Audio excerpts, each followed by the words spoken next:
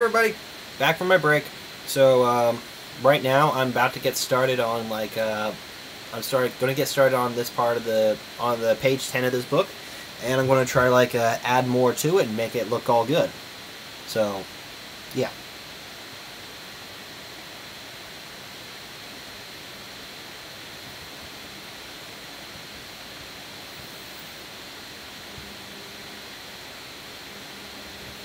In a second. Hey, what's up? Uh-huh.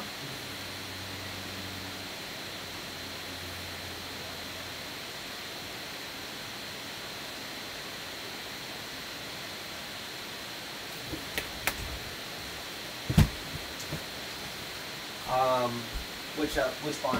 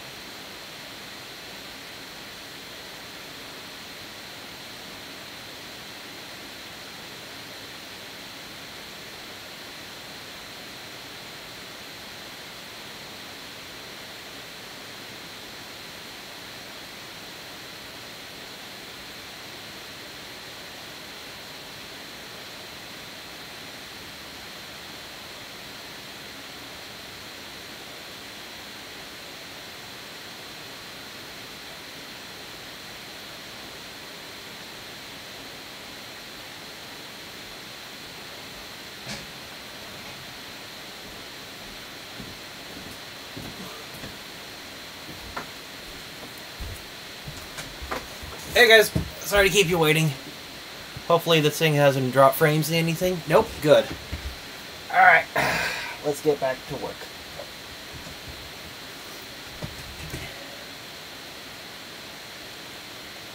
I actually wonder, if anyone's out there, can somebody ask me this question of like what people do on a drawing stream site? Just make sure I'm not wasting my time on anything.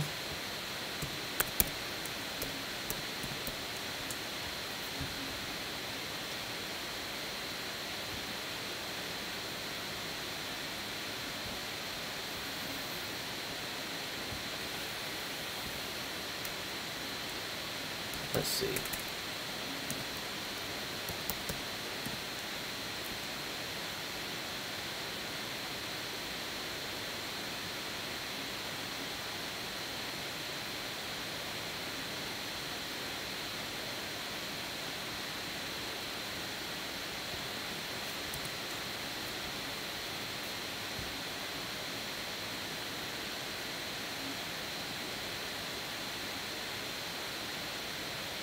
Well, let's see. What is the top one doing? 1 viewer, 5 viewer, 1 viewer, 0 viewer. What is this guy doing?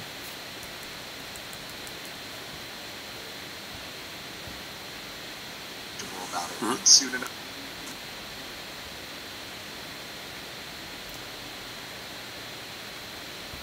Here. I'm going to share what I'm doing. Salute a lot! My armour was forged.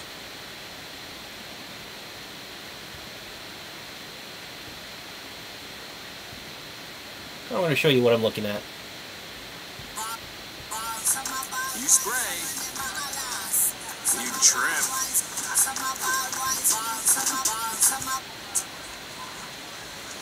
You're gold. Smell fresh all day with new Axe Gold Body Spray.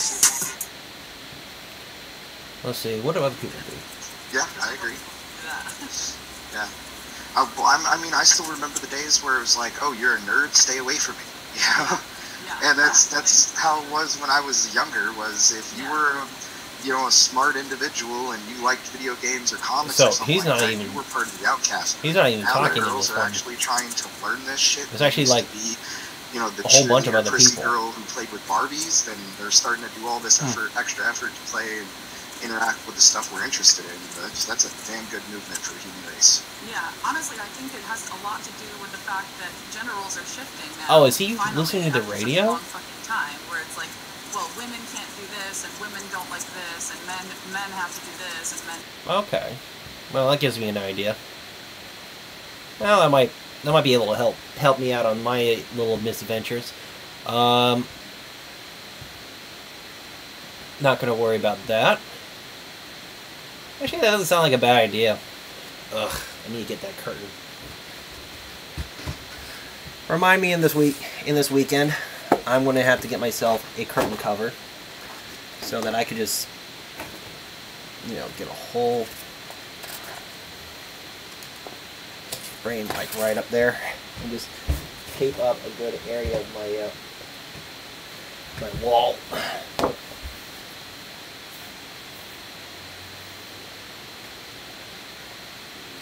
Because this is where the 3 o'clock time kind of like kicks in and gives me a whole lot of annoyance.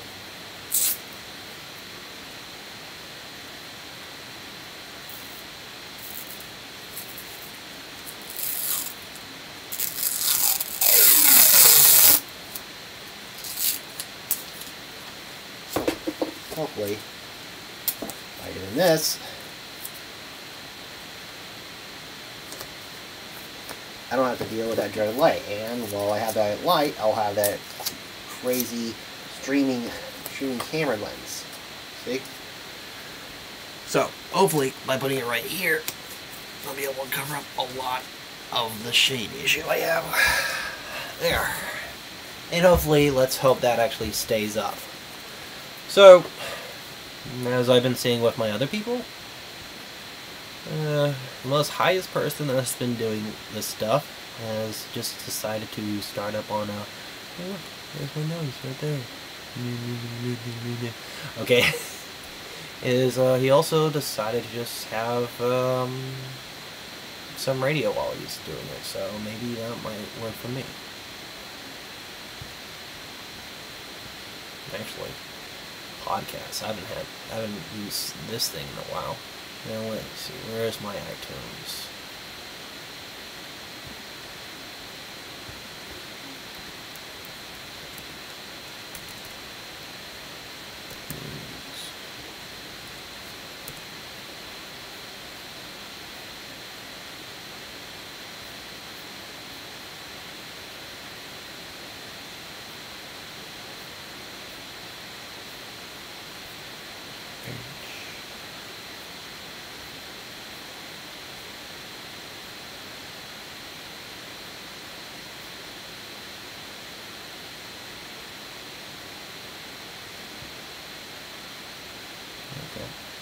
Now, let's keep and dock. There you go. And of course, the special rule is to close up. Special rule? No. Let's see. Now, where's podcast? There you are. Oh man, it's been a long, long time since I did one of these.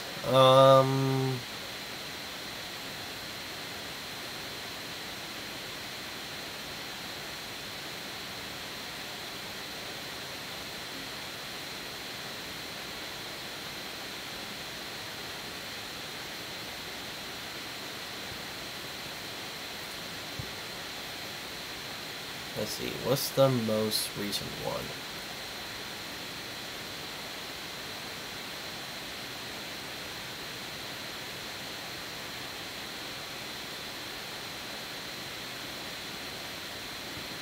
Chris, are you there? Hello? Hello. Sounds like everyone's here. Oh, fantastic. Gentlemen? All right. Everybody sound good? Is everybody else? Sure, except for you. Hello. We have to listen to you. All right, well, I'm going to let that go, and we're going to get started. This is Comic Geek Speak, episode 1698, Previews!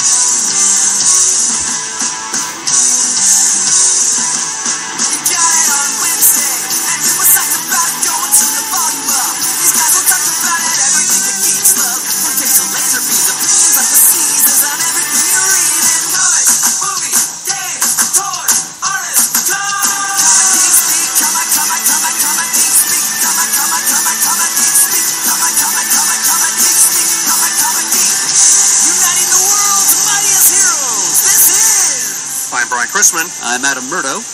I'm Brian Deemer. And I'm Chris Everly. And welcome to the show. Time to go through the previews catalog. This is the May 2018 previews for items hitting the stores mostly beginning in July. And we have not one but two people on the horn with us right now, Mr. Brian Deemer and Chris Everly. Hello. I want to say how glorious it is to have the founder with us. Honored. Whatever, you know. He's going slumming, apparently.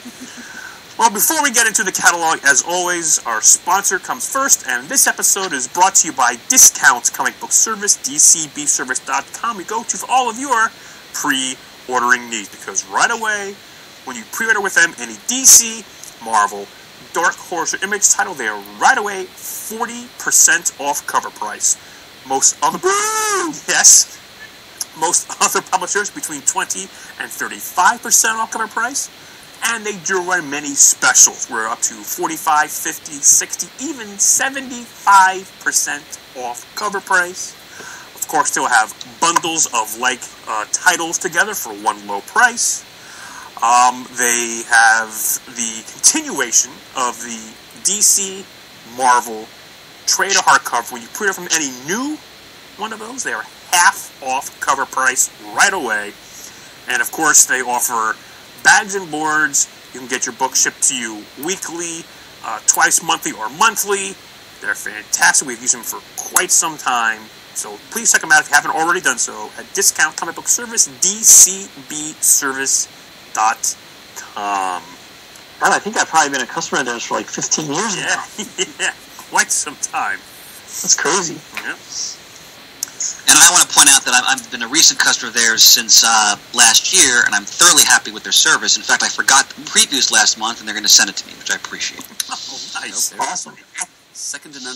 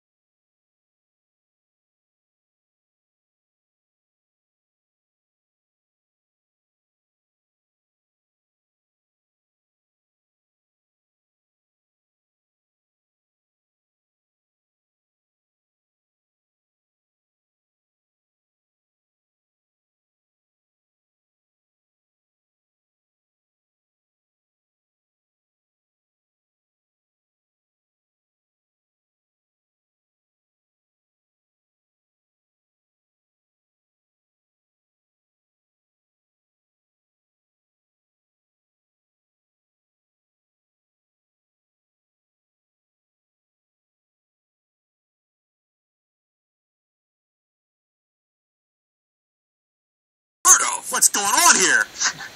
Well, you'll find out. Okay, well, let's go to the issue number 1 of DC Preview, which is its own little catalog into the thing here. The great previews reconsideration continues.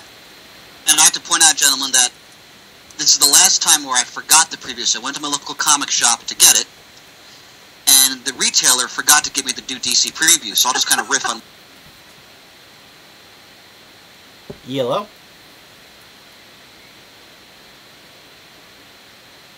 Oh.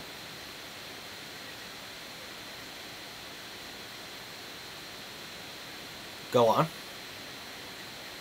Yeah, I'm at my computer. I'm just kind of like drawing my stuff. Okay.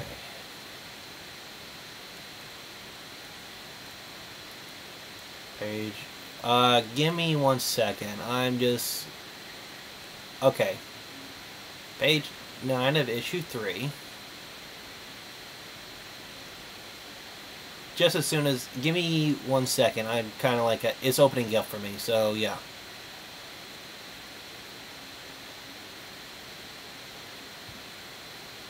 Alright.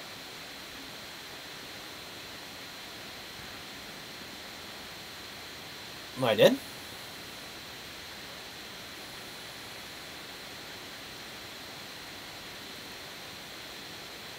Alright, let me see. I mean, the...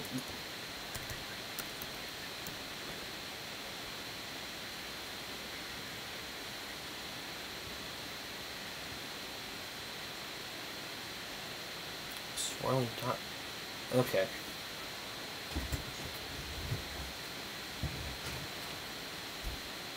Okay. Give me 1 second. Let me just get my file. Okay.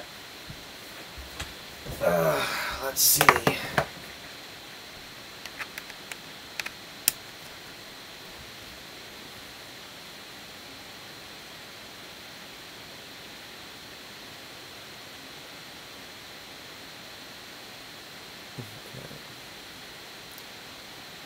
As soon as it just opens up. Okay, campaign, offers, bulletin. Yeah.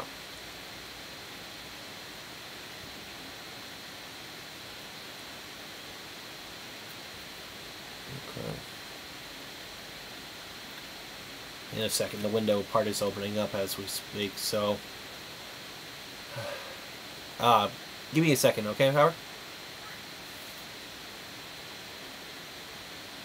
Hey, Mom. Oh, give me a second. I'll send them to you. I actually had finished them up. I'm just talking to Howard for a second. All right, bye. Howard, you still there? All right. Let me see.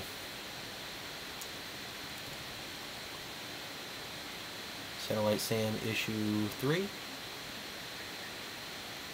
Okay.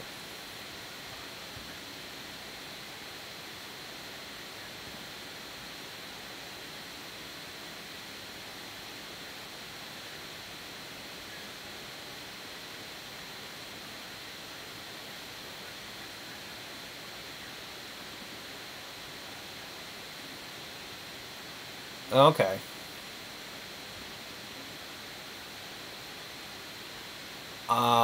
Okay, I see it. I see it right now. Yeah, I mean, I just saw like I saw the other ones that we have, and I recall I was going to use the old one, but when we were in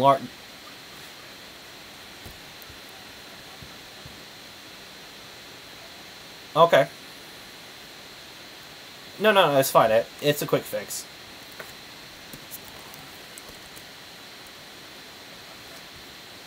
All right.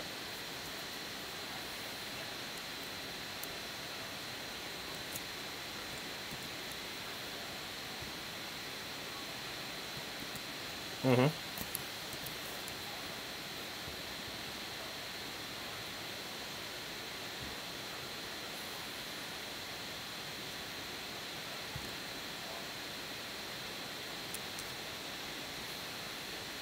Okay.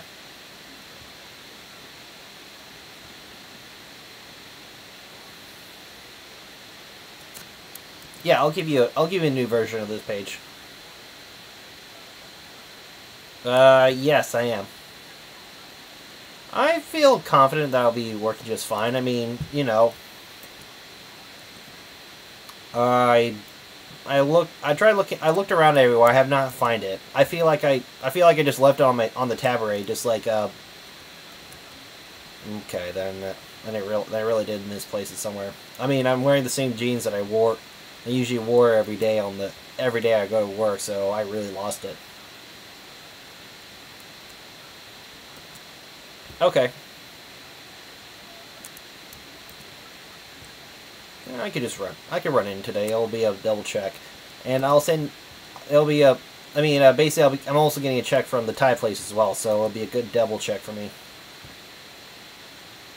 Yeah.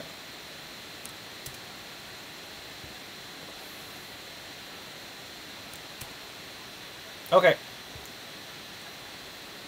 All right. Take care.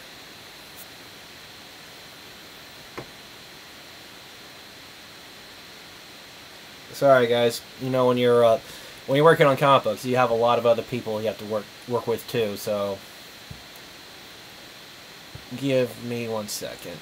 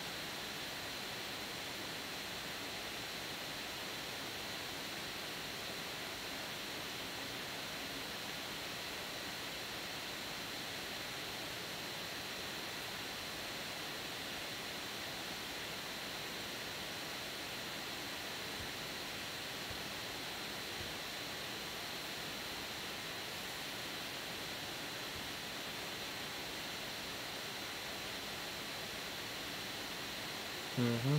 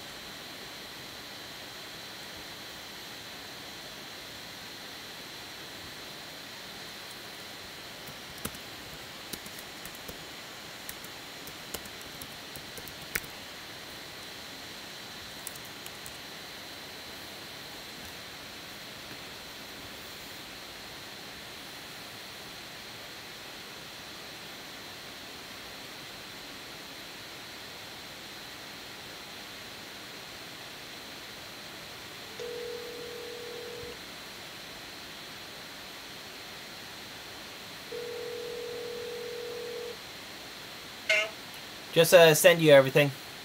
Wow, you're pretty good. Okay, I'll have a look. Yeah, it should be a quick second. If you don't hear from me, so there's no problem. Okay. Got it. Thanks. Bye. All right, bye.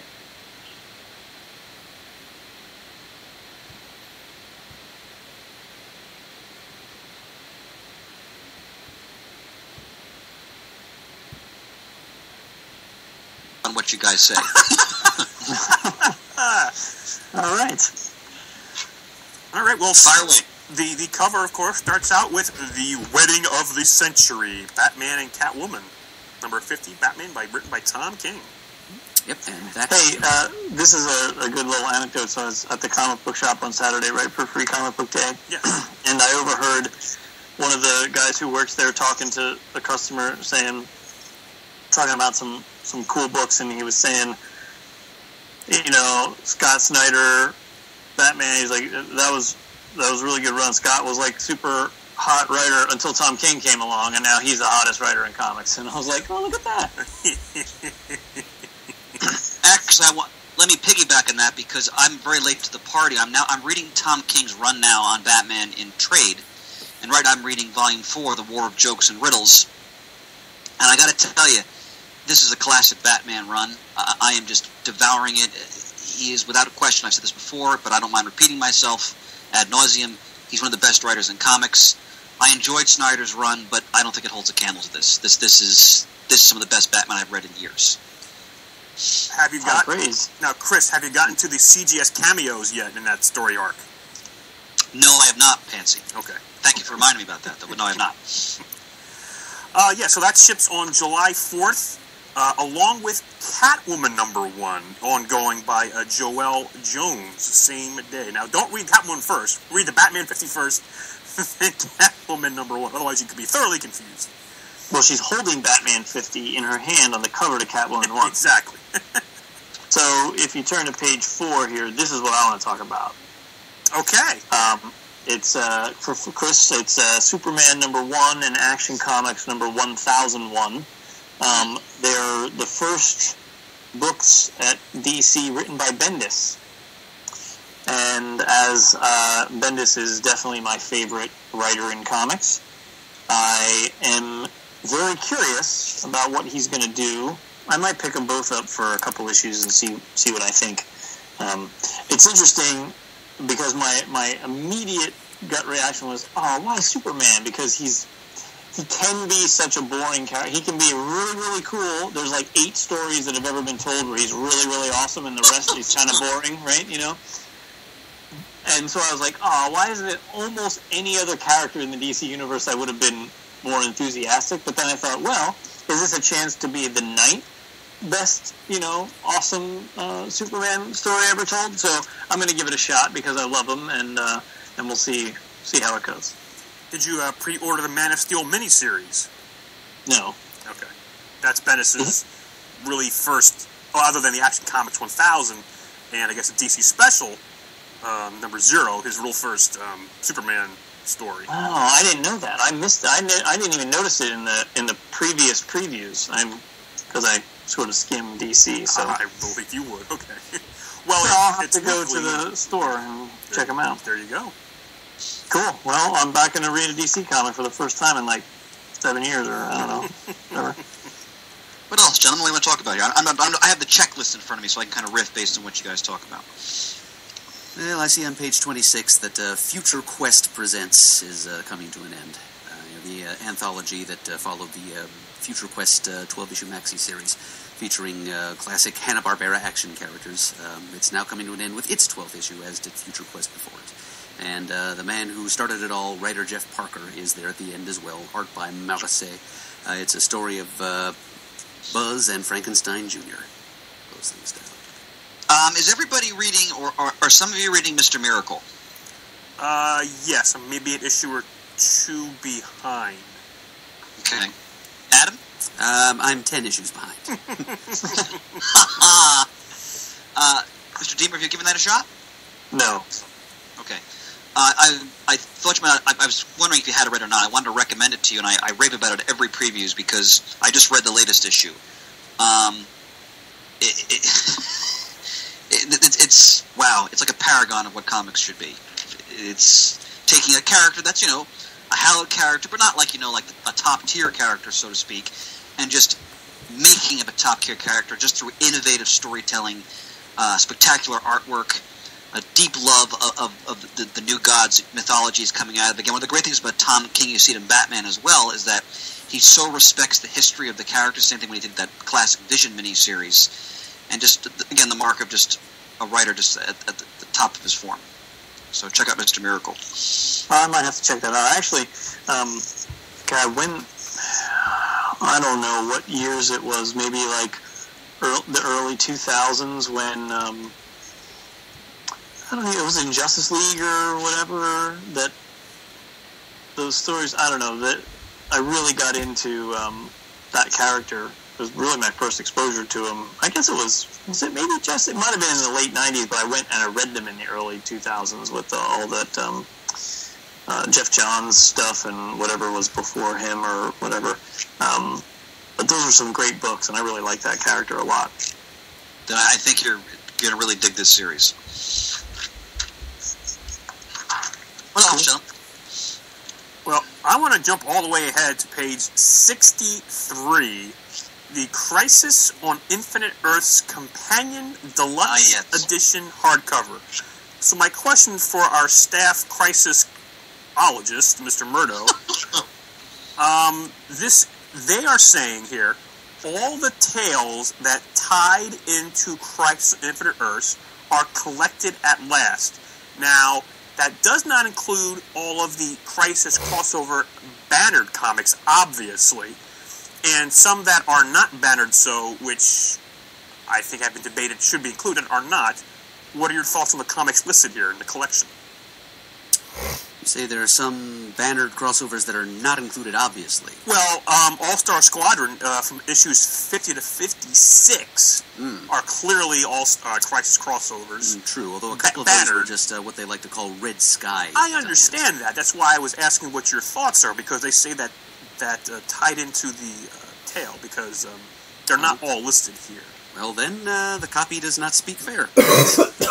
Oh, okay, all right. That's all that needs to be said. All right. Wouldn't be the first time. All right, because that doesn't include all the Monitor cameos from the year leading up to Crisis, for that matter. True, but, 512 pages is still pretty hefty, but I was kind of curious, they don't include Wonder Woman 329. Which was the final issue of that series. That caught my eye. Several Green Lantern issues aren't here. DC Comics Presents 86 with Supergirl Plus. Well, there's some post-Crisis things in there, but GL issues are pretty important. It was Guy Gardner finally being inducted into the Corps, leading his raid on the moon of Quard in the Antimatter universe. That's what I thought. Okay, so forewarned is forearmed, so, Caveat emptor. That too. I have a question. Is the Elusive Loser special included? Yes, it is.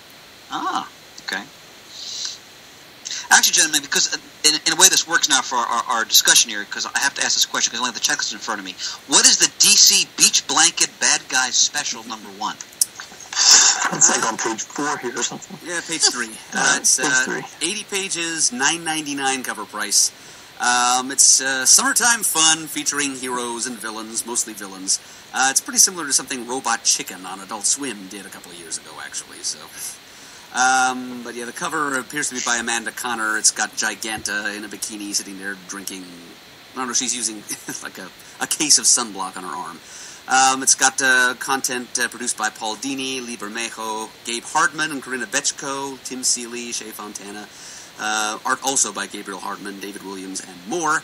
And it's just it's a summer fun special set in the DC universe. It includes a story that features a Joker and Bizarro team-up, which is the main reason why I'm even considering buying this one at $10. Although if you order it from DCBService.com, it's guaranteed to be 40% off. Way to go with the salesmanship, Murray. He's a master. Sell. I'm looking at some of the trades here. Exit stage left, the Snagglepuss Chronicles. Yes. From Mark Russell, the writer of that Flintstones maxi-series that received so much acclaim. That's a really good story. This is his Truman Capote-esque take on that classic Hanna-Barbera. I read that one. Snagglepuss reimagined as a gay playwright. Fantastic. Down at the bottom, I'm looking at Wonder Woman Diana Prince Omnibus. Is that the classic Mike Zakowski era where she's in the mod outfit? That is correct. It's on page 80. Yes. Yeah, that's cool stuff. Yeah, DC's always doing well with trades. They always go back to their history, which I always like to see. There's a super expensive Sandman Overture edition, $150.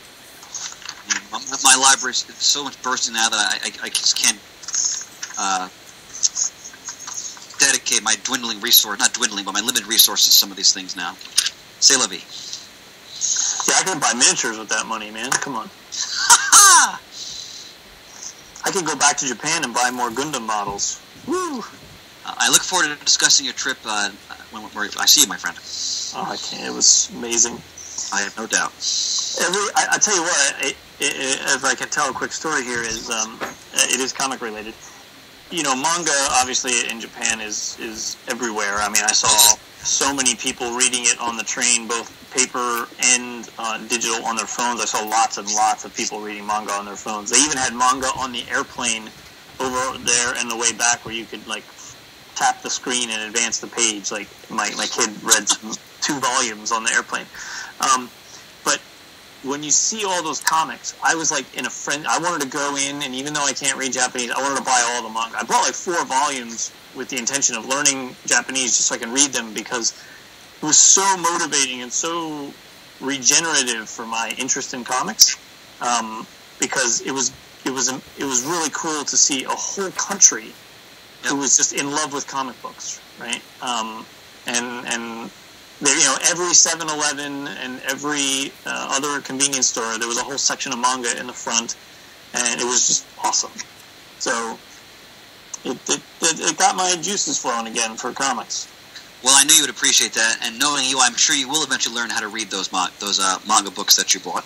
Oh yeah, I already have a book on how to learning Japanese. The kids and I are doing it together, and we'll advance it with lessons and other stuff in the future once we surpass the book. So of course you will. I'm sure the lessons are efficiently structured, and I look forward to the day when you can converse in Japanese with my wife, and I'm sure you do as well. Oh yeah. And we'll leave that wolfish anecdote to another time. Terrific. You guys anyway for DC? Do you want? Oh, actually, they've changed the whole book. I just realized that as I go through it for the second time, because I only kind of skimmed through it before, but the order's different. So, where do you guys have more DC? Do you want to go to another company? Page 35, issues 3 and 4 of Scott Snyder's new run on Justice League, which looks intriguing. Continuing some of the big things that he's been doing with the background radiation, the cosmic structure of the DC universe. He's introducing a new type of lantern. John Stewart has an ultraviolet lantern. We've done all the colors of the spectrum, so there's something new, which is kind of interesting to me. Page 52. Oh, right, the photos. Dan Abnett's Titan series is undergoing a lineup change. Now they're bringing in some different characters. I was talking to Howard for a second. He got me on his subject. I'll send it to you right now. Page 53, just as Scott Snyder's Justice League is playing off some of the ideas he introduced in his Dark Knight's Metal miniseries, Steve Orlando's The Unexpected series is going to be doing some of that as well. It's kind of a group of strange, offbeat characters who are learning that they have ties to the newly discovered Dark Multiverse. And written by Steve Orlando, art by Carrie Nord, which is a good reason to check it out. He's amazing, yeah. Oh, yeah. Under trades and hardcovers, on page 58, you've got the latest in a series of Batman Arkham collected editions, each one focusing on a different member of Batman's Rogues Gallery and offering a selection of different stories featuring that villain taken from across the past decades. Created team is tremendous. Looks like they have Reed and Sue with their kids, of course, Johnny and Ben, so this is long overdue. Absolutely. Also, in this Marvel is the #1 of the second volume of Ed Piskor's X-Men Grand Design. I mean, if you can only read one comic, you should just go buy this book and just be like, okay, that was fantastic. Ed should get an Eisner for this. If he doesn't, they're completely rigged. So, yeah, that's that kind of bravado and oh God, I missed you, man. Fantastic. I didn't even some more Deemer. Just tremendous. Nothing like righteous vitriol from you. Tremendous. What else, sir? I don't know. I was at the comic store I actually ran yesterday, and I got so it's going to be in the preview in the image section. But I read issue number 1 of Isola. That's a really good book. What's the premise of that? So it's some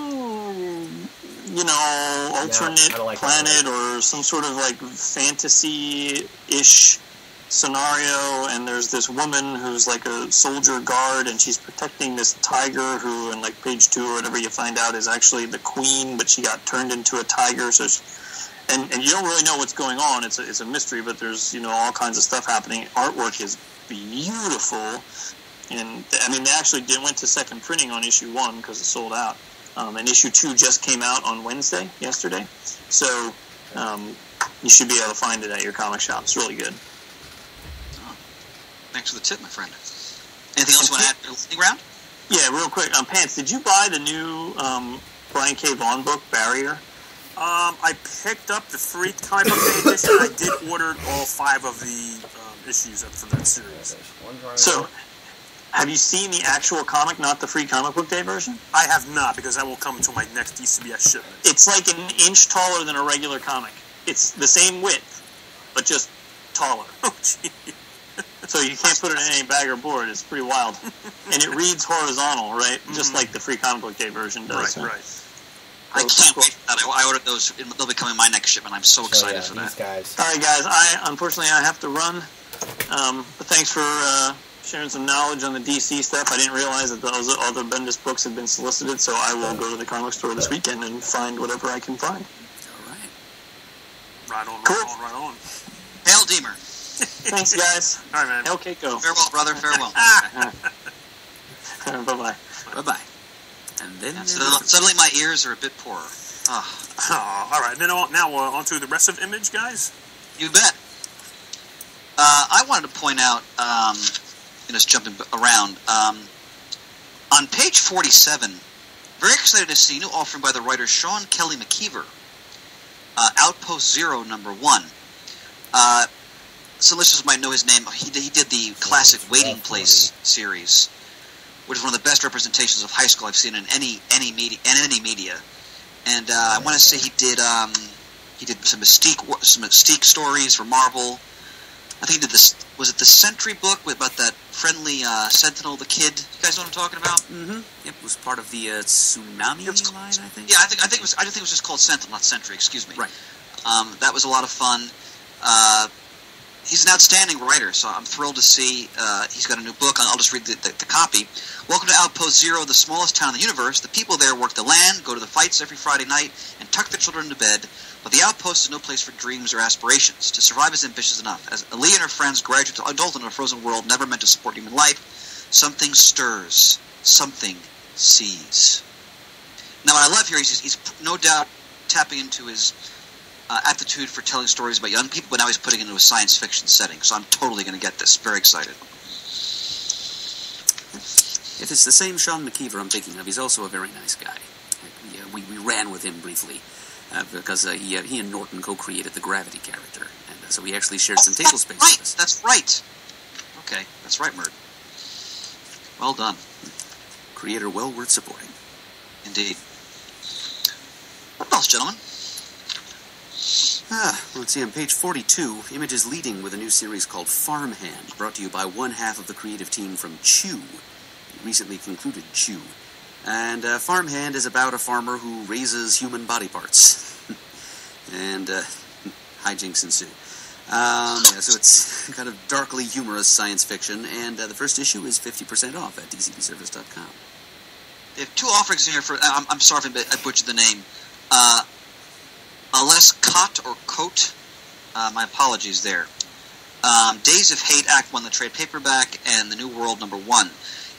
He wrote, I think it was him, if I'm wrong, someone can work in the forums, he's writing James Bond The Body right now, which is one of the best James Bond comics that has come out since who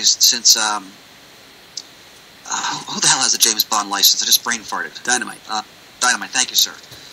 And I'm deeply impressed with it. If this is a different writer, I apologize. But regardless, these 2 stories sound very interesting. The New World, and I've heard about Days of Hate. I haven't read it, but this is the trade of issues 1 through 6. United States of America, 2022. The loss that ripped the two lovers apart drove one of the arms of the police state and the other toward a guerrilla war against white supremacy. This is a story of what happens when they meet again. Sounds like a totalitarian Romeo and Juliet. I may have to check that out. What else for Image, gentlemen? I think of most of what I've got down here for Image is just issues of continuing series, so I think I've said my piece for the Image part of the book. Well, like Mert said, I mean, Image continues to... in fact, when Deemer was talking about the manga experience in Japan, what I should have mentioned, I've just said this, we talked about this before, is that when you go to Japan and you look at the... Because we get some manga here, when you go there, you see the sheer breadth of what's available. Hello? I mean, you see it on trains, convenience stores, the manga stores themselves are just awe-inspiring when you go into them. But every conceivable genre is addressed in Japanese comics, and I think Image, as best they can, carries that spirit here in America, because I just love how their titles just address so many different genres of storytelling. It's always refreshing to see that. But I talked about these books before. Oh, I should point out one thing on page 88. Thief of Thieves is returning. That's a book I've long extolled. Robert Kirkman is like the creator of the concept, but other people have written the stories. Great writers like Andy Diggle, for example. This one's by Brett Lewis, art by Sean Martinborough, who is the artist of the whole series. And this is about like the ultimate thief and how he tries to get out of that life and how he's drawn back into it for various circumstances, both economic and personal and family related. Give me a second, guys. I've loved every issue. I'm so pleased they're coming back to it. So if you haven't tried that, try that. If you like a good heist story, definitely get the trades. There's 6 volumes out there. It's well worth it. Yes, thank you for pointing that out, Chris. Well, do you read Thief of Thieves, Martin? Well, I read the first couple of arcs. I don't know if I'm going to jump back on at this point, but I did enjoy what I did read. I think it was the Nick Spencer stories that I saw. Those were Nick Spencer as well. All great. Yeah, nice to know it's coming back to give us some closure. Indeed. Since you've mentioned that, let me just jump back real quick to page 85 to mention another series that's coming back after a hiatus. Seven to Eternity, the 10th issue, start of a new arc. This is written by Rick Remender, and it's kind of a high-octane, self-consciously cinematic space fantasy adventure. Oh. Art looks beautiful. Wow. Yep, it's, cover is, one of them anyway, is once again by Carrie Nord. Master. I'm sorry to see Dark Horse has been relegated to a secondary spot. I always liked the fact that, they're right at the front of the book. So you want to go on Dark Horse, or anything else you want to say about Image? Well, I think we can proceed, Chris. All right, page 94, right away we have to acknowledge, for me, one of the best comics being produced today, which is The World of Black Hammer by Jeff Lemire. And this is the Quantum Age, so this is another offshoot story from The World of Black Hammer. If listeners... If you listen to the show and you love superheroes, then the whole concept of the superhero, if you've not given Black Hammer a try, please do yourself a favor and get the first trade. It is such a loving yet dark sort of tribute to the many of the concepts of the Golden Age and the Silver Age. I think it won an Eisner, I believe. Yes, it's an Eisner award-winning series. It says right here. I don't want to spoil too much of the series. Just again, it's about a team of heroes who end up sort of exiled into this. We're not sure if it's a pocket dimension or what, and how they're trying to escape, and the history behind them, what happened to them, and how they ended up where they were, and sort of their interactions with each other. It's brilliant. I can't praise it enough. Yeah, much of what Lemire's been doing in the Black Hammer and its various spin-offs and offshoots so far has been pretty closely analogous, or in tribute to different existing concepts from different comics universes. And this new Quantum Age thing is his love letter to the Legion of Superheroes. And it includes a flying, sentient, super powerful armadillo, so even if I hadn't been reading Black Hammer to this point, I'd read it for that. His name is Herb.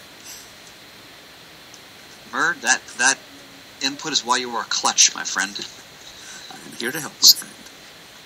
You are here to lead, brother. I want to point out, page 98, I love the art of Dean Haspiel, and this is The Alcoholic. I've never read this. I've heard it's outstanding. It's a 10th anniversary expanded edition. The copy explores the life of a failing writer who's coming off a doomed romance and searching for hope. Now he gets, finds in the, inadvertently, not inadvertently, but unfortunately finds in the bottom of the bottle. Big fan of Haspiel's art, so I'm sure this is worth checking out. That's on page 98. Page 99, Anthony Bourdain. My wife and I are big fans of Anthony Bourdain's travel shows. And here he has a new hardcover. Looks like he's inspired by his travels in Japan here. Inspired by the Japanese Edo period game. I'm going to butcher this, I'm sorry. Hayakamonogatari Kaidankai. I'm married to a Japanese woman, I'm ashamed. Or 100 Candles, a circle of chefs gather to outscare each other with modern tales of fear and food from around the world and pray that they survive the night. It could be interesting. What else, gentlemen, for Dark Horse? Let's see. Pages 96 and 97. A miniseries called She Could Fly. It's the story of a 15-year-old girl who's become obsessed with a mysterious flying woman who appeared over the skies of Chicago and just as mysteriously and suddenly died in a ball of fire. So it's kind of an off-kilter look at the concept of superpowers and superheroism, and also an examination of the nature of mental illness, and then how the two concepts kind of intersect. So that looks interesting. It's a 4-issue miniseries, and the first issue is 50% off on DCBService.com. And then on page 106, something I'm sure that Brian Deemer would have brought up if he'd had a little more time to spend with us. A collection of comics featuring team-ups between Stan Sakai's Usagi Yojimbo and Eastman and Laird's Teenage Mutant Ninja Turtles.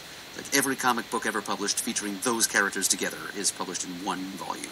It is soft cover. It's $17.99 cover price. I'm ashamed to say I've yet to read any Usagi Yojimbo. I'm sure I would love it, but I've yet to take that on. It says here it's full color, but I assume that means those comics that were originally full color will be full color. The sample page is black and white. All right. Well, page 108. Here's a new original graphic novel from Roger Langridge, the man who brought us those Muppet Show comics through Boom Studios a while ago, and also did Snarked, which is a riff on the Walrus and the Carpenter and the Lewis Carroll characters. This is featuring original characters of his. It's called Criminy, and it's a story of a peaceful family of anthropomorphic puppy things that look kind of like the Warner Brothers and the Warner Sister from Animaniacs. They live peacefully on the fantasy Isle of Burnswick. I'm guessing Langridge is drawing on his own childhood in New Zealand for some of this, and how they're ousted from their home by invading pirates, and their madcap trot around the globe trying to find peace and safety for themselves. Langridge has got a wonderful, whimsical sense of humor, and I love his art style. It harkens back to an earlier time, to like classic early Hollywood animation. And it's in glorious full color, and it looks like a fun little story. So it's Criminy Volume 1, and I think I may be giving it a try. I want to point on page 119, Conan Omnibus Volume 6, Savagery and Sorrow. This includes what I think is Brian Wood's masterful take on Conan, the Song of Belit, which is Conan by the Barbarian issues 19 through 25. I'm a big fan of pretty much anything Wood writes, but his take on Conan, on the classic story of the Queen of the Black Coast, so enthralling. He explores that relationship in ways that, they probably couldn't have done to the same degree back in the 70s when they did those classic stories for Marvel. The violence, the sensuality, the dynamic between Conan and Belit, it's an enthralling story, and I highly recommend. If you don't want to buy the whole omnibus, because there's other fine stories in here as well by Fred Van Lente, for example, but just go back and get those individual trades. It's classic Conan. You guys want to go to Marvel? Let's slug it out here. Let's go to IDW next. They have the trade out for the Transformers versus the Visionaries miniseries. That's on page 136. It's their attempt at reviving my favorite 80s Hasbro toy property. Right. Yeah. which is one of the lesser-known ones, but one which I really loved when I was in late childhood. They brought it back in a pretty drastically altered form, though, and I didn't much care for it. So should I decide to check it out, it's the Visionaries paired with the more popular Transformers, which I think was the right move for IDW to make. But that solo Visionaries comic that we were promised months ago has not yet materialized, so I gotta wonder if maybe this miniseries didn't sell all that well. But if you were curious and didn't buy it the first time around, it's in trade now, right there on page 136. The robots in disguise meet the Knights of the Magical Light. But you didn't care for the interpretation, you said, when you read some of the individual issues? Yeah, not particularly. It's not especially recognizable. It bears very little resemblance to the animated series and comics and toy property that existed back then in the late 80s. I want to point on page 150, automatically exciting because the Tipton brothers are writing yet another Star Trek story. Star Trek The Next Generation, Terra Incognita #1. This is a new Next Generation series. This is also tied into the Mirror Universe. They don't realize that one of their crew members has been switched by the Mirror counterpart, and apparently Lieutenant Barclay is from the Mirrorverse. So, definitely checking that out, and one of the covers by the great J.K. Woodward. What else from IDW, gentlemen? Well, all right. May as well mention here. On page 141, there's a new Big Hero 6 series coming out from IDW. And this is based... this is the Disney feature film / new animated TV series version of those characters, not the ones that appeared in the Marvel comics. Right. Yeah, so if you enjoyed that film, now you'll have some comics to read based on the same takes on those characters. Yeah, I remember watching that movie with my boys. I enjoyed it quite a bit. Anything else from IDW? Again, a lot of, they got a lot of great licensed properties here. Yeah. Actually, sorry, Murray, go ahead. I didn't mean to cut you off. No. I was just going to say that was all for me, so go ahead, Chris. Okay. This is very exciting for me. Page 163. I remember hearing about this years ago. I never read it. Is Bram Stoker's Dracula, the Francis Ford Coppola film, which I'm a big fan of, with all its excesses, from the early 90s. Written by Roy Thomas immediately, but then the art by Mike Mignola, and this is very early in his career. I may pick this up if I can swing it financially, depending on my budget for the month. But this artwork is stunning. I'm just looking at the sample pages and the cover, and I'm a huge fan of this film. Again, it's got some over-the-top elements, but Gary Oldman's performance as Dracula is spellbinding, and damn, I got to put this movie on later and watch it now. But I've always heard great things about this adaptation, so if you're a Magnolia fan, that might be something you want to pick up if you've never seen it before. For sure. Pants, page 168. Artifact Edition, Jim Lee DC Legends. We've got a host of original artwork from Jim Lee scanned into this new Artifact Edition. $125. I will not be buying it, but looks immensely fun. They're actually daring to tell you how much it costs. Yes. Yes. All right, you guys ready for Marvel? Yes, sir. All right.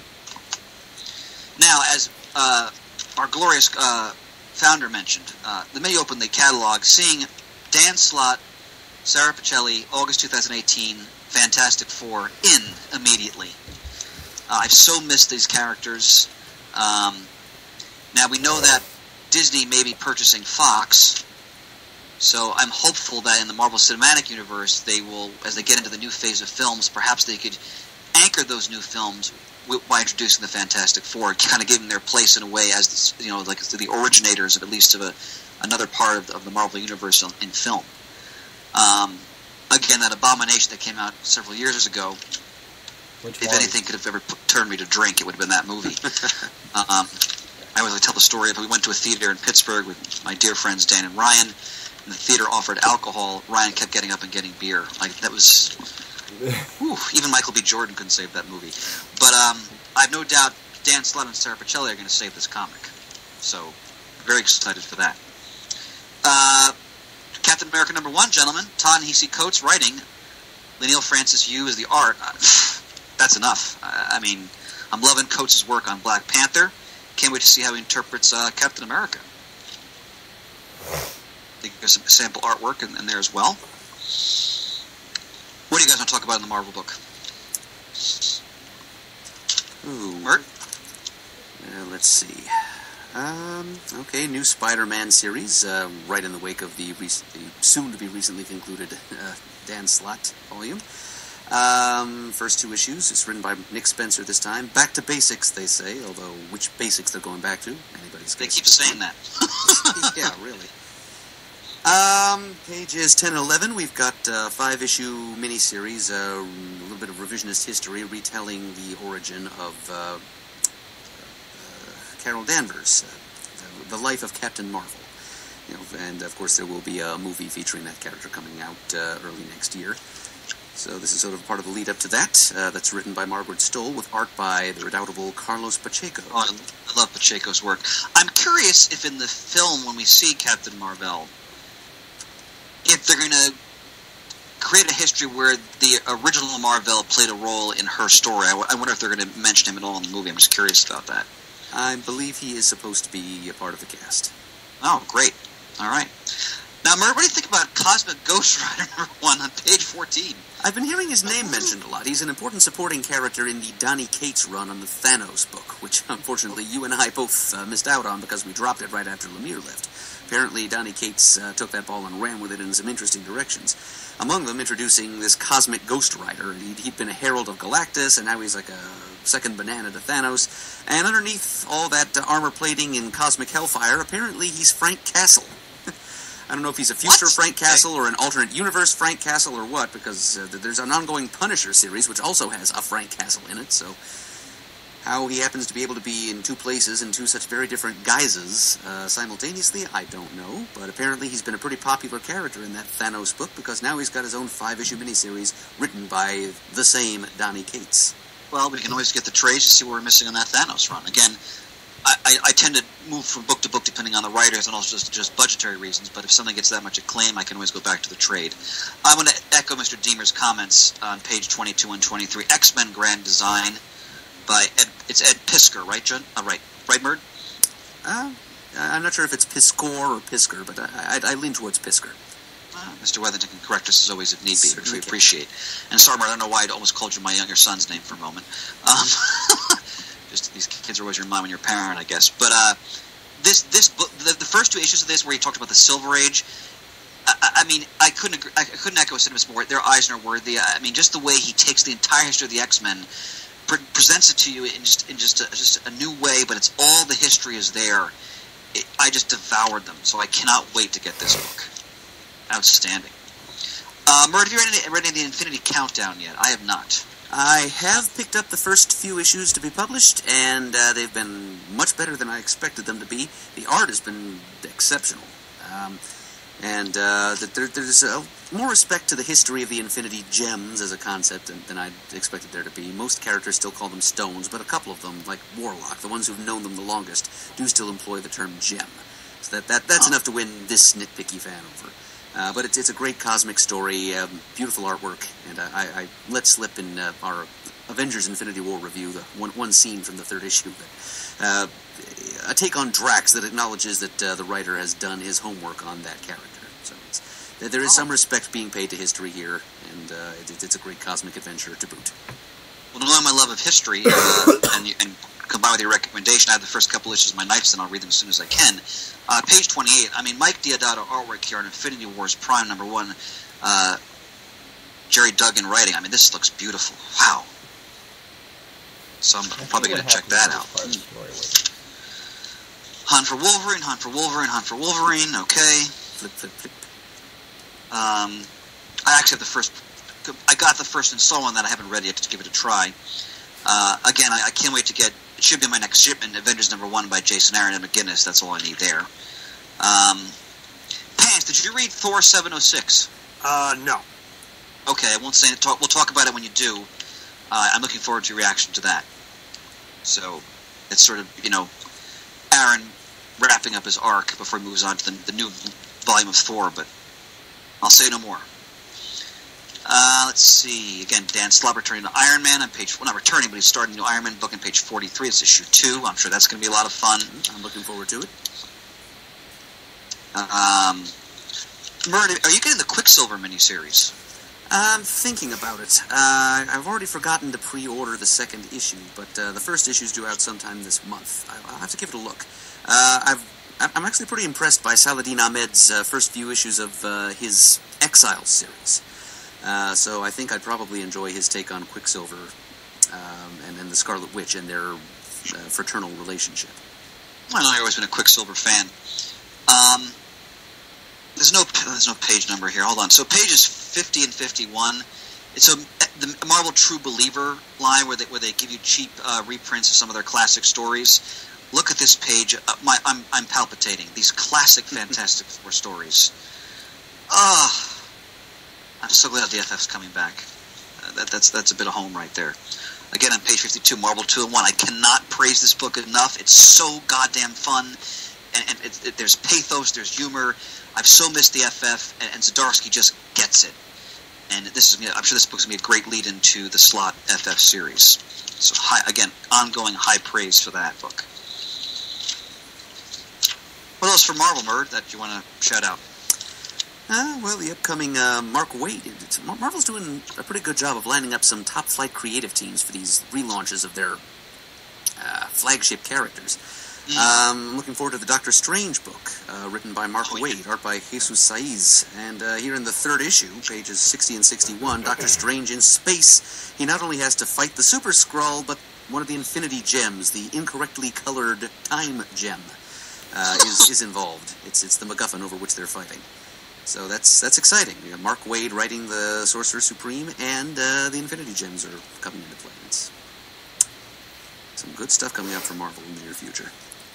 Indeed. I'm going to jump ahead. You can always jump back if you need to. But on page, again, no page number, hold on, I'm sorry, 82, Star Wars 50. Now, wow, it's already been 50 issues. Since Marvel got the rights back to Star Wars and they relaunched the flag title, frankly, I've loved every single issue of this series. Jason Aaron wrote the bulk of it, and it seamlessly passed into the hands of Kieran Gillen. Salvador LaRocca providing breathtaking artwork. If you're a Star Wars fan, you're not reading this comic, for Pete's sake, do yourself a favor and go back and get the trades of the back issues. It is tremendous. Listen to this copy for the 50th issue. In this issue, hope dies. The Rebel fleet is completed. It's magnificent. It's beautiful. It's secret. But no secret is kept for long from Darth Vader. The most epic story yet done in a Star Wars comic begins here. Prepare to witness the Empire truly strike back. I can't wait.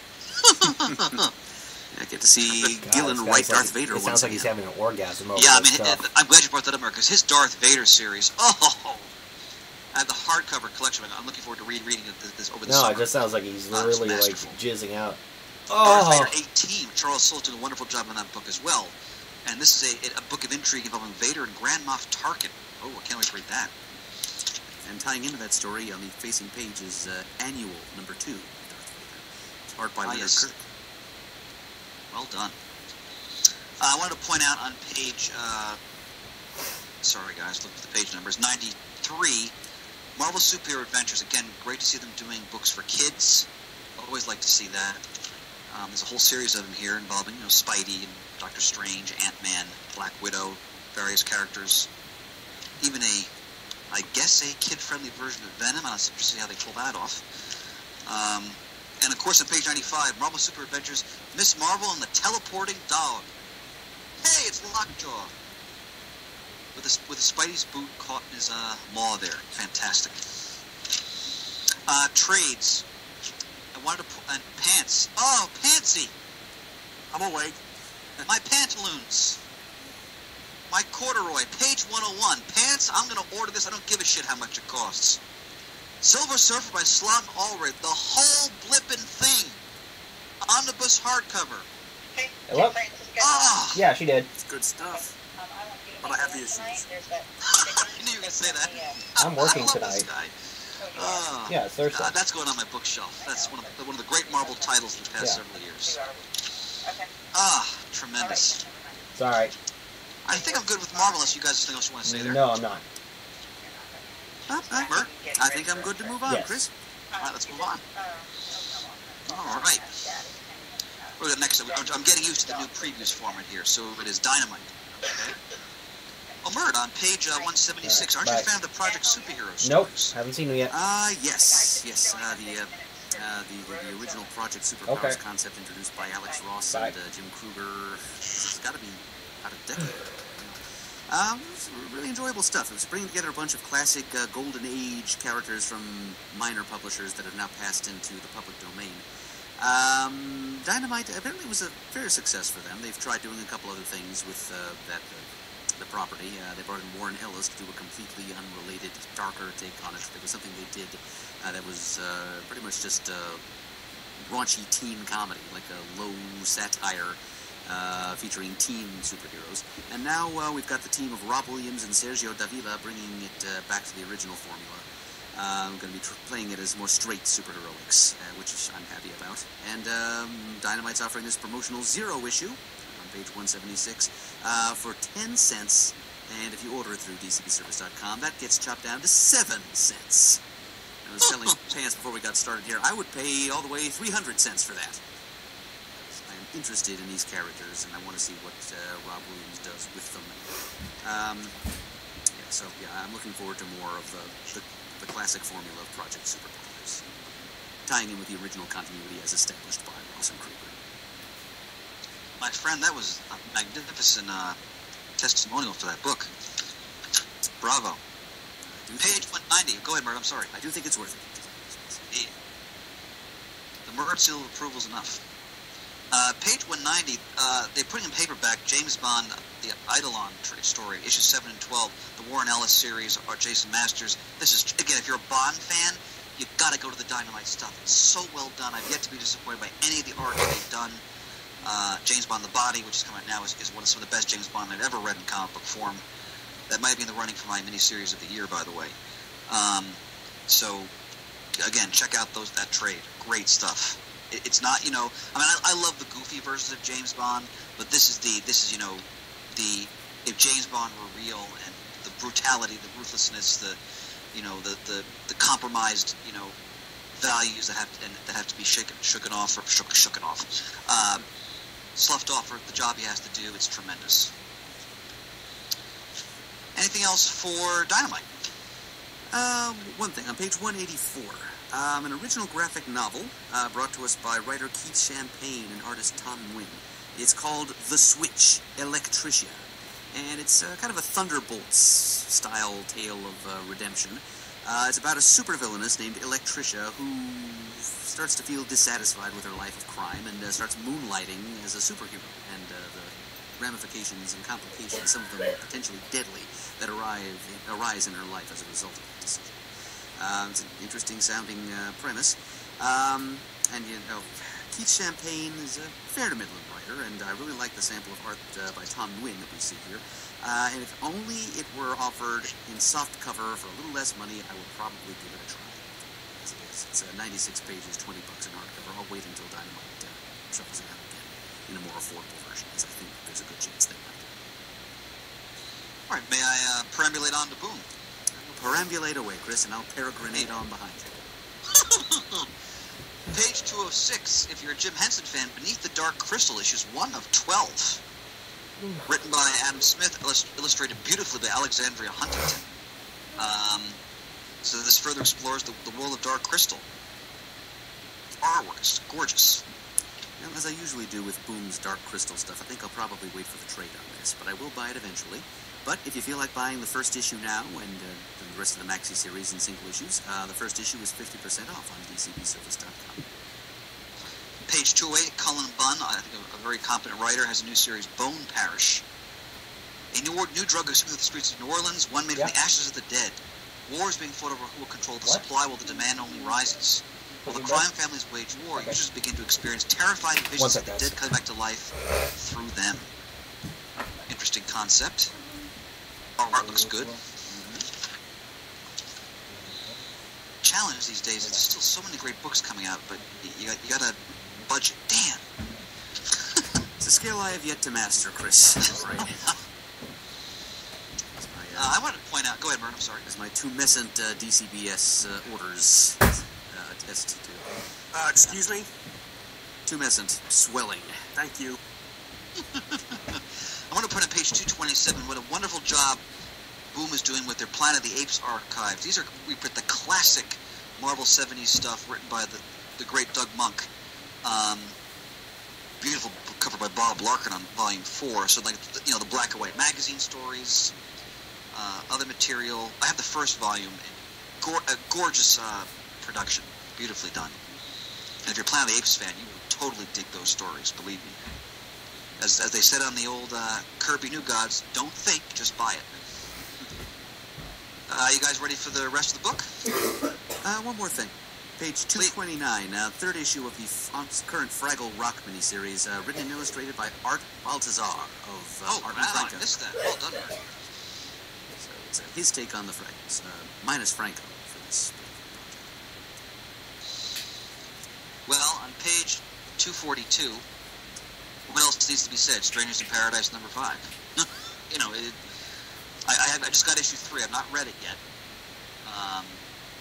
But issues 1 and 2 certainly did not disappoint. One of the all-time great living masters of the comic book medium, Terry Moore, and of course returning to his most famous landmark creation. So, if you've never read Strangers in Paradise, you owe it to yourself again to go back to those pocket editions or get the whole omnibus hardcover collection if you can swing it. Jamie D proselytized that book endlessly and deservedly so. For me, one of those all-time great series. And on page 243, from Action Lab Entertainment, Athena Voltaire, number 5, starts a new story arc with Steve Bryant. And to give us more information on that, we're going to talk now to Steve Bryant. All right, and now joining us to talk about his projects in the current Action Lab section of previews is Mr. Steve Bryant. Welcome back to the show, Steve. Hi, guys. All right, well, as we mentioned before, you are in the previews for Action Lab for not just one, but actually a couple things. Why don't you discuss what you have there? Yeah, it's a big month, so that's kind of cool. It's all about Steve Bryant. Steve Bryant month at Action Lab. Steve Bryant, Bachelor of Arts. Oh, talk about setting the bar low for the company with Steve Bryant month. We're kicking off the second story arc on the ongoing Athena Voltaire series. So it's really cool. As you guys know, being able to do a longer form story, you can layer more stuff. You can start building towards a bigger point instead of just kind of doing the mini series.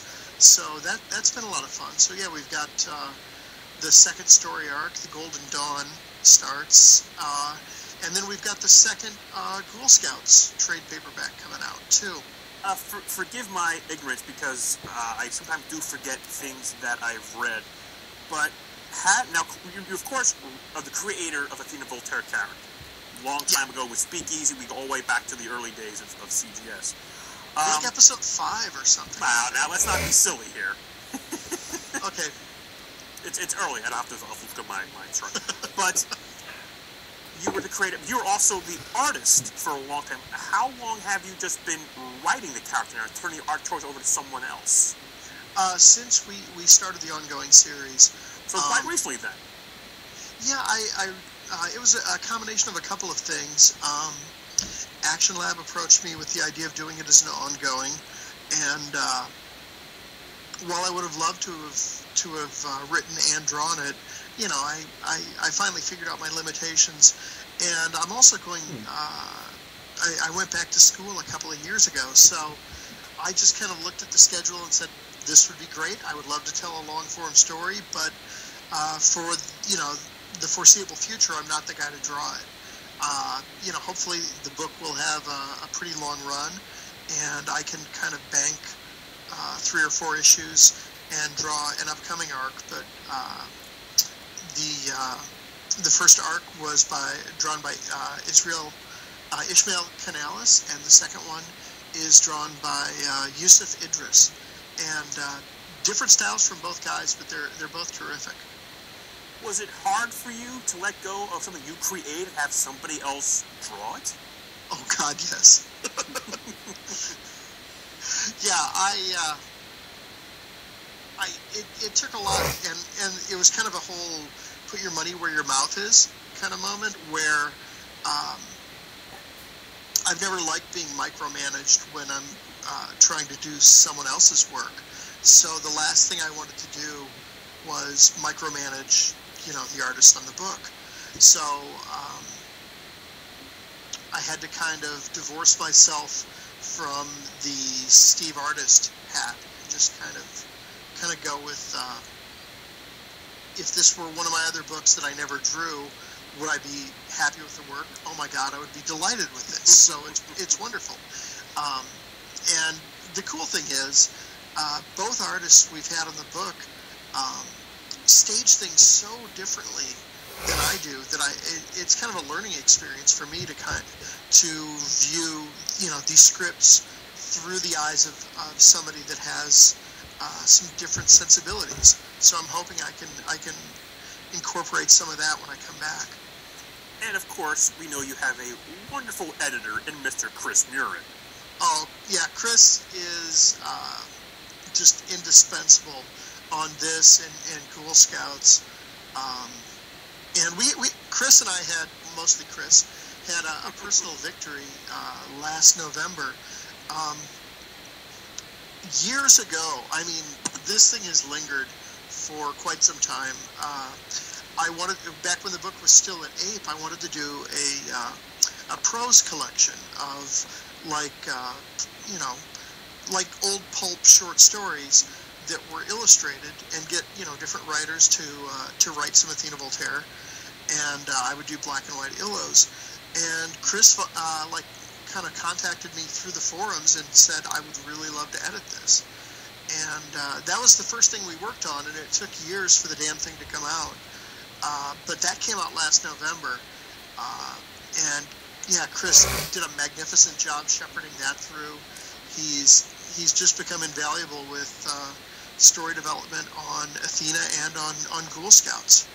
Yeah, he's good people. We've known him for he's been a long time CGS listener and just really good. He's one of the guys I miss talking to in person, because I don't see him very many times. He's usually only out in San Diego working with you at your booth. Yeah. And I mean, we met on the CGS forums, so I owe you guys a debt of gratitude for that. Well, that's every time I hear that, and it happens a lot. It really warms my heart to think of. I mean, we've been doing this show for 13 years, and the things that have come out of the podcast, the forums, the friendships, the relationships between us and other people, it's just, I can't express how wonderful that makes me feel. It really does. No, it was like the first comics community that I got really heavily invested in as a creator. And I mean, I feel bad. I haven't checked in on the forums in years now, just because the immediacy of being able to connect with people through Facebook and Twitter.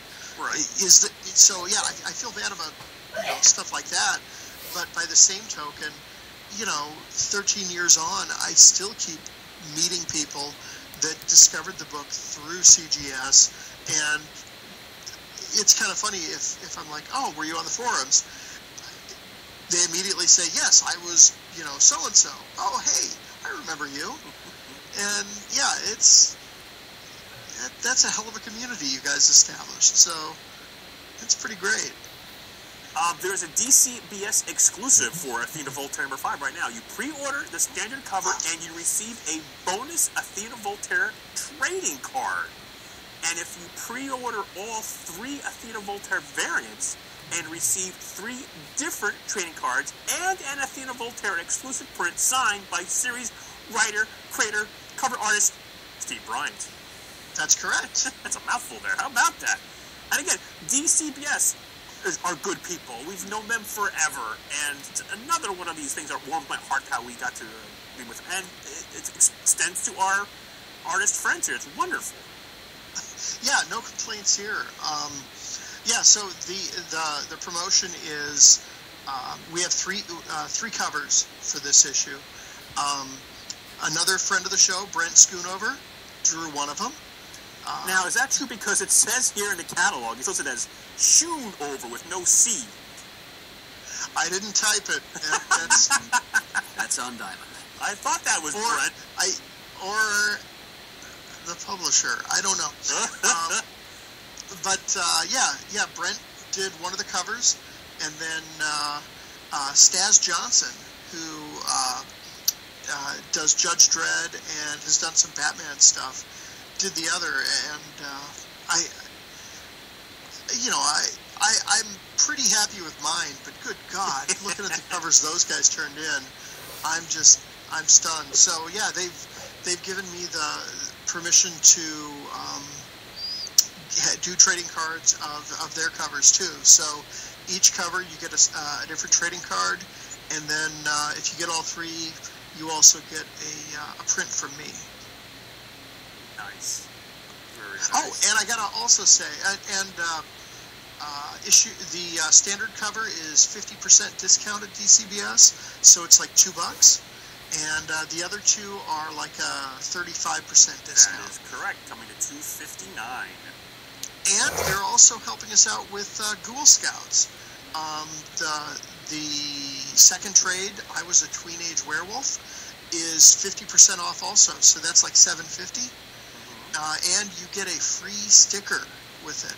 Yes. We mentioned Ghoul Schools. Have we talked about Ghoul School? I'm sorry, Ghoul Schools. Ghoul Scouts before, so give us the premise behind Ghoul Scouts. It is a big old love letter to movies like Monster Squad or The Goonies. And I thought of it back when my son was in Cub Scouts. He's 17 now, so it took a long time to find the right artist. Because, the cartoony nature of what I wanted with it was not in my wheelhouse. And about 4 years ago, I think, I asked Mark Stegbauer, who's a terrific inker, did a bunch of stuff for Marvel in the 90s, but he's also a terrific cartoonist. So I asked him if he wanted to draw it, and it was lightning in a bottle. So that was great. And yeah, we've done two trades of it now. Athena Voltaire cover colorist Jason Millay is part of the team, as is the ubiquitous Chris Murrin. Now, for the first storyline, the Sorcerer's Pope, do you know when that will be collected in trade?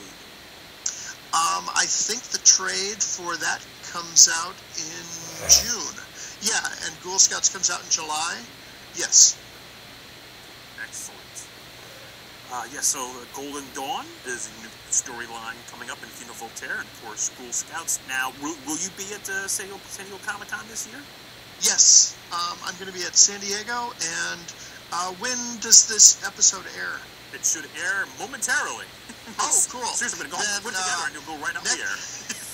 Next week, I feel like I'm promoting a comedy club. Next week I'll be at Yuck Yucks in Schenectady. Thank you. Be good to your waitresses. I'll be at Minneapolis St. Paul Spring Con in Minneapolis St. Paul. The last time I was there, actually, the one time I was there, that actually is within walking distance of Brent Schoonover's house, if I'm not mistaken. I didn't know that. He never invites me over. Probably because the publisher misspells his name. Well, yeah, I'm pretty sure it's like he walks to the con if it's at the same location as the last one that I was at. Oh, my goodness. Yeah, so make sure you have him show you his home. I don't know what his home is this. There's a tiki bar somewhere. Oh, my God. That I want to go to. So that's my passion. The tiki part, not the bar part. I don't really drink. And now, you're usually, I think, in small press at Comic-Con. Is that correct? Yeah. Your booth number is like M14 in the past, wasn't it? Yeah, I got moved down to M13. Oh. But we got a whole block there with Jim Heffern and Mike Heffern and myself. Right. And then Chris is kind of the roaming... He's the roaming gnome. He's in all three booths. Well, anything else you want to mention to us, Steve, before we let you go? I miss you guys and would love to do Super Show if it comes back. You know, there's been a couple requests for that. It's not anywhere near our forefronts, but again, it's very kind. People still have good thoughts about that.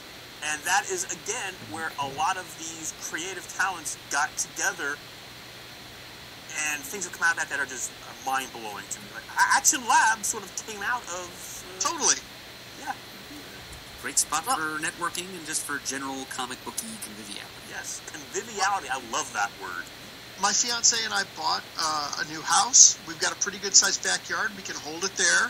You guys just let me know. Come on out. I hope you don't mind sharing space with the dog, but you can stay with me. It's fine. Are you still out in Illinois somewhere? Yeah, I'm halfway between Chicago and St. Louis. It's pretty much the rest stop if you're driving from Chicago to St. Louis.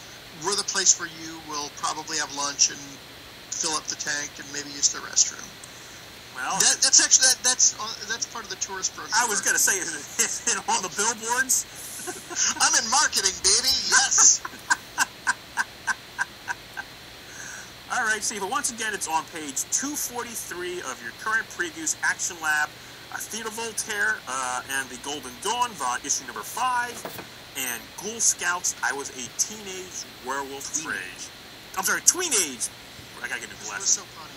Tweenage. Wait till you see Volume 3 of Ghoul Scouts. It's going to be UFOMG. Mark came up with that one. Nice. Okay, I'll let you finish talking, and I'll stop interrupting. All right. Well, Steve, I just want to say thanks again, and stay in touch, and good luck with the book, and go say hi to Chris for us out in San Diego. Will do. You guys have a great night. Thanks so much. All righty. Thanks, Steve. Bye, guys. Page 264. Did you guys see the Old Underdog and Pals, number 1? Yes, and also the Ant and the Aardvark from the Irish Petty Studios. God, I remember watching Underdog when I was a little kid. Now, I'm looking on page 271. Archie meets Batman 66. What matters is that it's written by Jeff Barker. Amen. Look at that Michael worked on cover. that. I'm I worked sure on that it's cover. immensely fun. Well, I think the next thing I've got is on page 290. Where I knew it! I was already there waiting for you. Go ahead. It's something of an event. It's the first Futurama comic we've seen published in a couple of years. It's a Futurama Annual number 1. And there's 2 all-new stories and a 48-page comic. And including a Futurama fairy tale spoof of Pinocchio called Bendocchio, starring Bender. Bender is great. My kids have been watching that on and off for the past few years on Netflix. I never really watched Futurama when it was on. The show is tremendous. I so thoroughly enjoy it. The political satire, the pop culture satire. It's so well done. You can't beat the Nixon head and all that great stuff. Yeah, and there's some actual, honest to goodness, quality science fiction crammed in there amongst all the goofiness. Oh yeah. I want to put on page 302, Capstone Press doing a wonderful series of kid-friendly Wonder Woman books. Again, I'm always thrilled to see this kind of stuff. When my store was running, I always took pains to stock this kind of material. It's always a thrill to see kids and their parents come in and go right to the kids' rack. We need more readers in America, please. That's for sure. On page 304, under the Canadian Chapter House Publishing Company, they're going to be doing something called Invasion, which is a line-wide crossover of their series. Captain Canuck, the Pitiful Human Lizard, which is kind of a Spider-Man takeoff that I've enjoyed reading in the past. The North Guard, and a few other characters of theirs. So they're doing an issue number 0 Character Files book. And that's available for $1.99 or less, I'm sure, through DCBService.com. And I'm kind of tempted to give that a try, just to expose myself to all the different characters that Chapter House has been doing over the past few years, all in one shot. And it's available with 2 different variant covers, one featuring Prime Minister Trudeau of Canada, and the other featuring President Trump of the United States, speaking of the world needing more readers. Little editorialized from Bird there. I love it. Why not? I want to point on page 315. EC Comics, the EC Pictofiction Library complete set. Seldom seen, highly sought after for generations, Shock Illustrated, Terror Illustrated, Crime Illustrated, and Confessions Illustrated are among the hardest to find EC titles. Not only each of the publishers collected in this deluxe hardcover set, but so are 18 previously unpublished Pictofiction stories. I love when they really go to the depths of the EC history. Such an important moment, era in the American comic book. Tremendous. Page 316 from Fantagraphics. I, Rene Tardy, Prisoner of War in Stalag 11B. Stalag 11B is Jacques Tardy's homage to his father, a testament to the silent suffering of a generation of men. Again, I love whenever comics explore history like this. So it's based on his research and his father's notes. I'm guessing his father was a prisoner of war. Art looks tremendous. With those Stuka dive bombers there. Well done. What else, Murd? One thing that does kind of have me excited, even though I'm not planning to buy it at this time, on page 308, under Disney Press, original comics based on the Disney Channel original animated series Gravity Falls.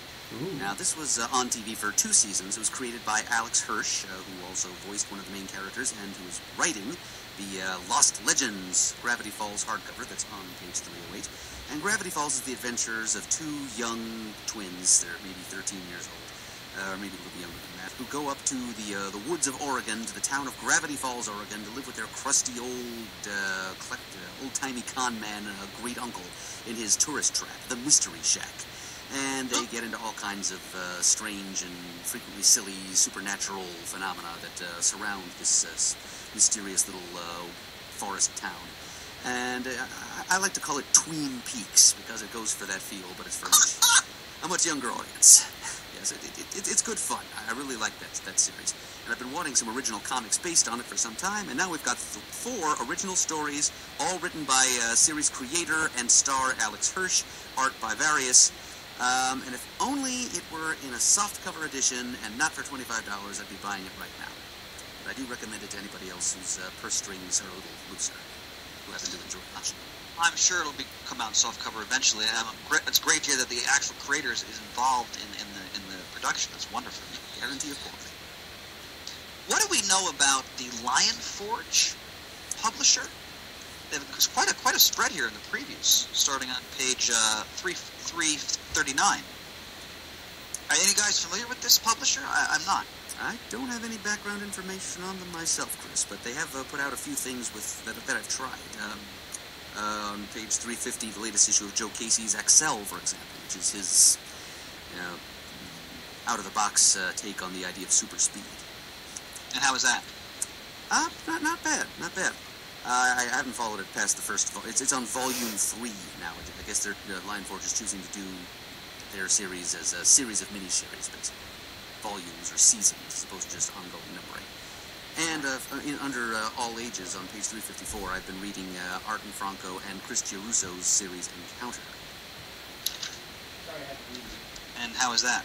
Art and Franco are great. So it's colorful, kinetic fun, and I must say, I actually prefer Chris Giarruso's. He used to do those like mini Marvel. Oh, I love Giarruso's work. Oh, it's good to see him. It's good to see his name again. Wonderful. Yeah, we actually have some original sketches from him from a con he appeared at. One of the cons I ran years ago. Nice, very nice guy. I'm going to jump ahead, and we can always jump back if you want, because I have to go to tomorrow's, because this month, I'll be frank, it's orgasmic. I mean, what they have coming out here for tomorrow's this month. Damn! Look on page 404. Oh! First of all, Kirby and Lee, Stuff Said softcover. It's the 7th issue of the Jack Kirby Collector. This is an historical analysis and breakdown of the Lee-Kirby relationship, why it succeeded, where it deteriorated, and when it eventually failed. Recollections from Ditko, Wood, Ramita Sr., and other bullpen stalwarts. Oh, I cannot wait to read this. You know, I'm fascinated by that history. We talked about it at some length in our Jack Kirby Spotlights last summer. And then below that, yes! It's been a while. A New American Comic Book Chronicles. The 1990s. The decade when comics nearly imploded for good. It's such an important era in the history of the American comic book. And if listeners aren't familiar, so Tomorrow's does these beautiful white hardcover history books that chronicle an era in the American comic book, but they also put in the context of the history and pop culture of the time period. These are masterful analyses of the various eras of the American comic book. I can't recommend them enough. I don't care how much this is. It's $44. Doesn't matter. I'm getting it immediately. Next page, back issue 107.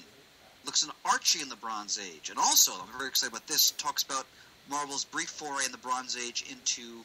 Oh, no, I'm sorry, I'm confusing those two. So back issue 107 is about Archie primarily, Red Circle, great. And then Alter Ego 154 talks about, among other things, the Marvel 70s heroines like the Cat and Shanna the She-Devil, Night Nurse. Can't wait to read those histories. Also goes into Alan Bellman, artist from the early 1940s Timely era. These magazines are vital. All right, I'll calm down now. What else do you want to talk about from the back of the book, Mert? Oh, get ready to get worked up again, Chris. Because go to page 408. It's time for the Jamie D. Memorial Valiant plug, and it's a new... Oh, yes, that's right! Hail Britannia!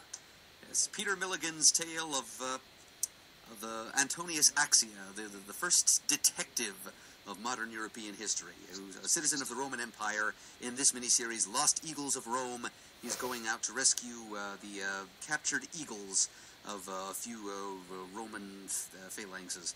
They've been taken by tribesmen dwelling in the German Forest of the Dead, the Totenwald. Well, Mert and I have both praised the first two volumes of this concept profusely. First of all, the attention to historical detail. Each issue has an essay at the back, where they bring in a historian to and they're always very well written. They're not dry, where they talk about, give you context in terms of what you were seeing in the comic. And I'm sure Mert will echo my sentiment here, that these are beautifully done, mystery stories, but in the context of ancient Rome, of imperial Rome during the time of Nero. And, and exploring this detective, his relationship to the Vestal Virgins, that order, and how he's empowered by them, and how he's using his detecting skills, and how he tries to navigate the deadly political intrigue of the Nero era. These are masterful. I'm so thrilled they're coming out with a new volume, and I have to assume that these books are doing well because they're doing another one. So I'm glad that people are reading them. As am I, and I will certainly be reading this one as well, as I know you will too, Chris. Oh yes. Anything else you want to talk about from the back of the book? I think that does it for me. And I know I don't have anything marked in the manga section or the merchandise sections either. Yeah, I think I am good as well, gentlemen. Pantaloons, any closing thoughts you want to give here? Nope. That'll just wrap it up for us. Alright, so once again, this episode is brought to you by Discount Comic Book Service. Go to dcbservice.com for all your pre-ordering I'm going to be heading out. If you'd like to send us an email, our address is comicgeekspeaks42. You can like us on Facebook. You can follow us on Twitter. Our handle there is @comicgeekspeak. You can go to our new forum address at thecomicforums.vanillacommunity.